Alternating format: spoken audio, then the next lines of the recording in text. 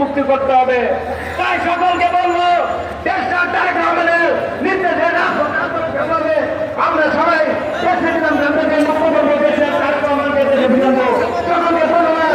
জামাত জিন্দাবাদ,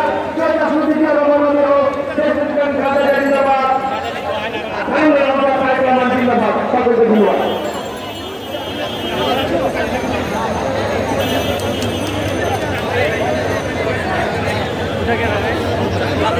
এখন বক্তব্য রয়েছে জাতীয়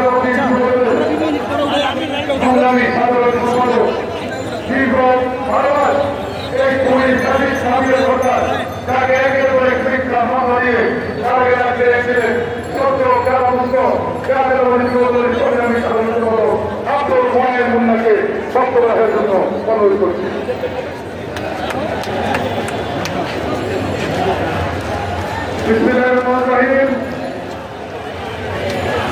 বাংলাদেশের মানুষের আশা এবং ভরসার জায়গা বিএনপি চেয়ারপারসন তিনবারের সাবেক প্রধানমন্ত্রী দেশের খালেদা জিয়ার সুচিকিৎসা নিঃশব্দ মুক্তির দাবি বিএনপি ভারপ্রাপ্ত চেয়ারম্যান বাংলাদেশের প্রাণ তারেক রহমানের বিরুদ্ধে মিথ্যা ফরমাইশি সাজা বাতিলের দাবি এবং বিএনপি ঢাকা মহানগর দক্ষিণের সংগ্রামী সিনিয়র যুগ্ম আহ্বায়ক রবীন্দ্র মুক্তির দাবি সহ